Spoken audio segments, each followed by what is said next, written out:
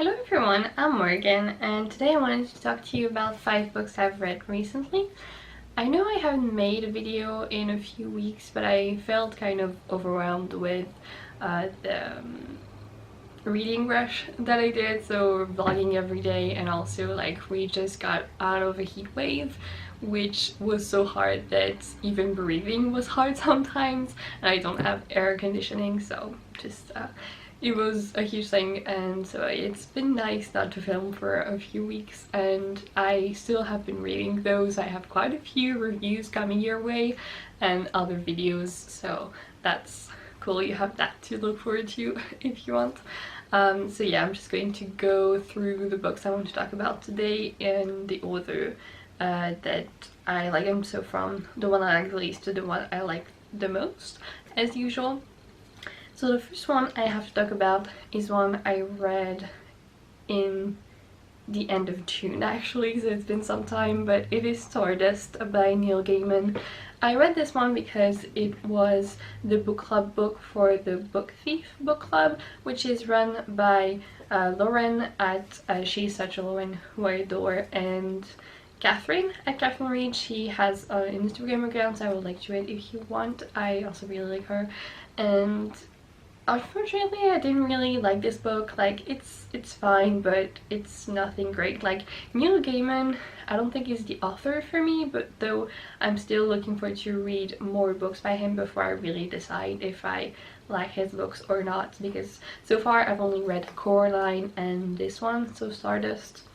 So both of those are middle grade and YA, so I'm looking forward to try his adult work, and maybe that will be better, because most of my criticism for this book and Coraline as well is that he really doesn't shine in the characterization of characters. So like he doesn't put effort in it at all, in my opinion.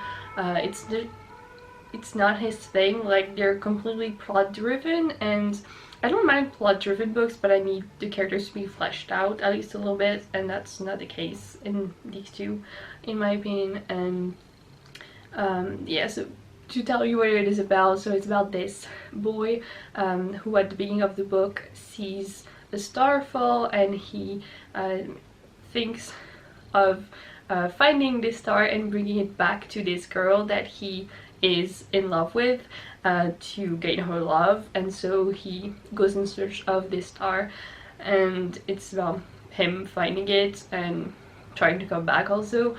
And the reason he is able to go on this search and to go through the wall that is in his village is that he has some fairy blood.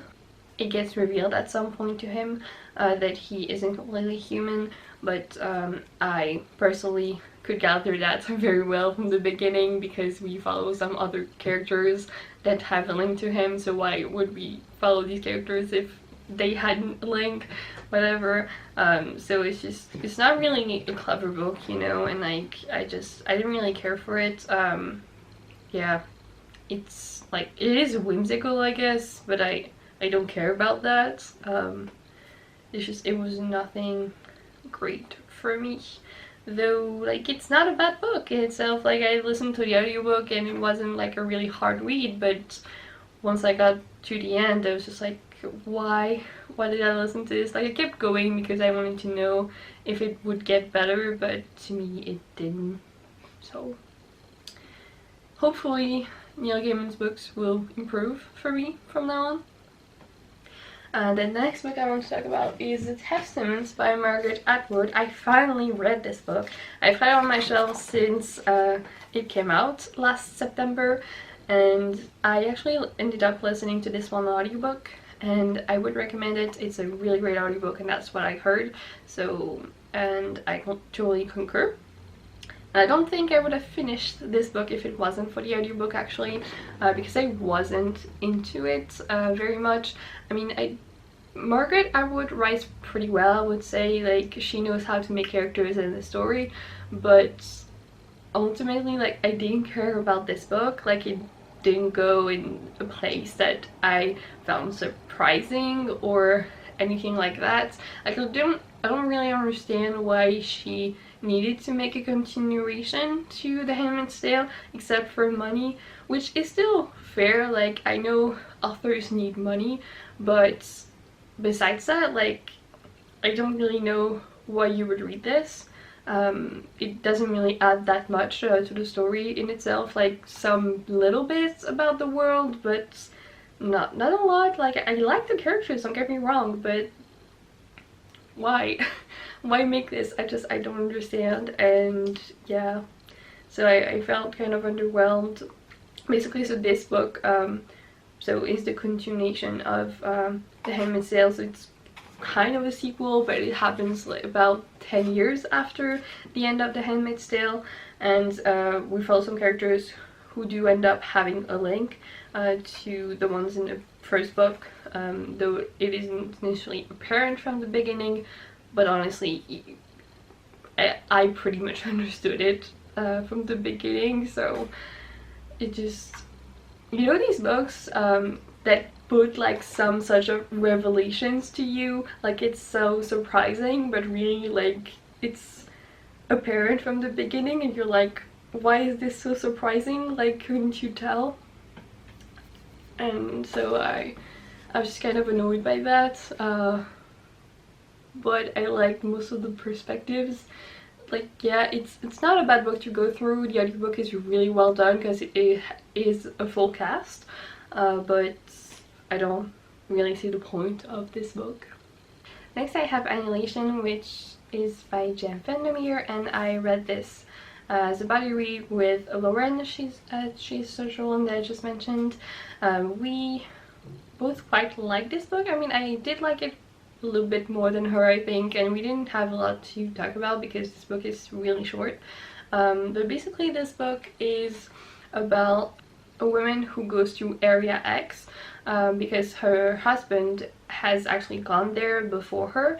There is this some people are chosen every few years to go to this area and learn things from it, and her husband, though he did come back from there, was never the same, and he was actually searched. When people were looking for him, they didn't know that he had got out of it, and so she has always wanted answers, wanted to know what is in Area X, and so we follow her going through that, and some flashbacks where we see her when her husband got home and even before that. So I did think this book was good. Like, I really liked the atmosphere of it. It was really, like, yeah, atmospheric, I don't know. It felt like horror, like there was this kind of tension of this area, like it was a character almost, and that is something that I really like in books. And I really want to know more about these areas because we still don't know. So this is the first book of a trilogy, the Thousand Reach trilogy, so I'm actually going to continue on pretty soon because they're also on audiobook, so I'm going to continue that way. But yeah, so far this first book was really good for me, and I don't know what to expect. I'm hoping to learn more about Area X. And yes, it's such a weird book also. Like, there were some sort of creatures, and there were definitely descriptions, but they weren't like very thorough, so I still kind of struggled to imagine how these things looked, but I didn't mind that because it just added to the weirdness of it, and you didn't really know if things were like living beings or just plants or such. So yeah, it's a weird book, and I like weird books. Then I also read Down Among the Sticks and Bones by Sean McGuire, which is the second book in the Wayward Children series. I really like this one, just like the first one. I love Sean McGuire's writing. It's really simple, but I really like it, and she makes some great characters who are also LGBTQ, and here especially we follow two characters that we first saw in the first book. This is actually kind of a prequel where we follow these two characters in the world that they got to, and how they had to come back and why, because we got some information about that in the first book, so it was nice to see what actually happened to them and what this world was like. And I really liked that.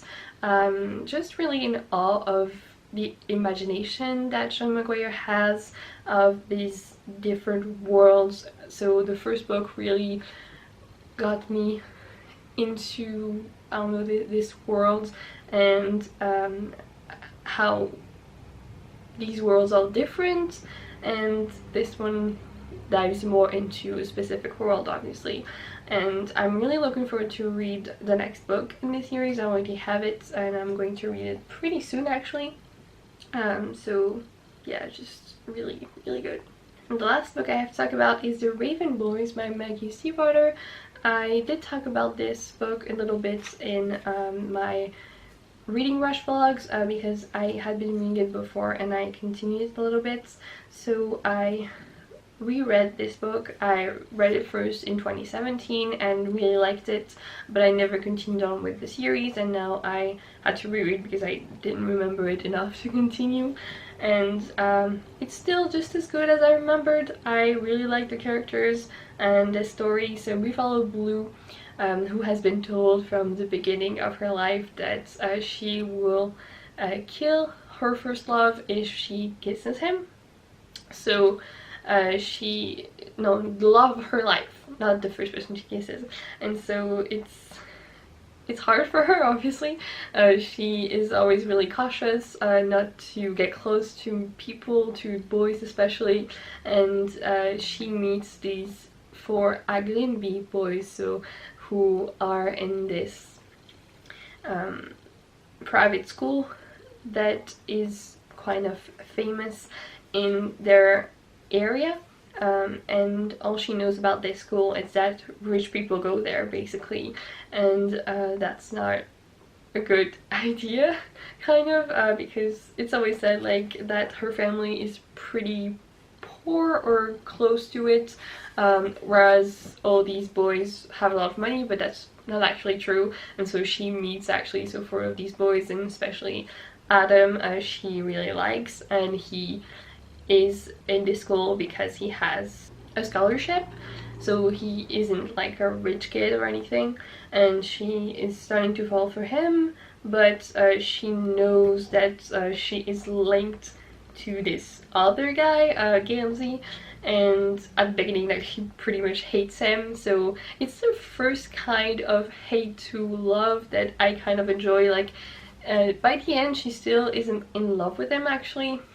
I know it's kind of a spoiler, but just to tell you, like, we know that she's going to get closer to him at some point, but it still doesn't happen in this book, and I kind of like that because I don't really like the hate to love tropes when it happens really quickly, because like you don't go from hate to love in a second. It doesn't happen in real life.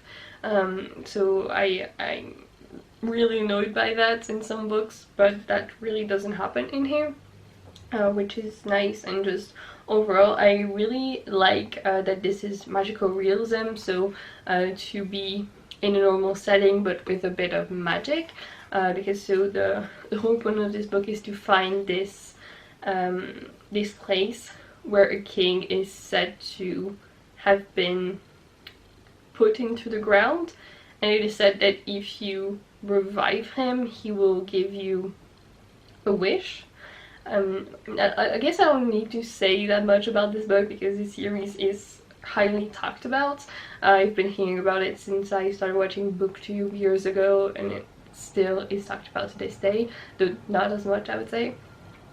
So yeah, I'm looking forward to continue on with this one. I've actually started the second book already, and I am liking it as well, so it's very nice. But yeah, that was the last book. So thank you for watching. Please tell me if you have read any of these books and what you thought of them, or what you've been reading recently, because I would love to know. But that's all for me. Thank you for watching again, and I hope to see you soon. Goodbye. Dream I know, deep up my feelings.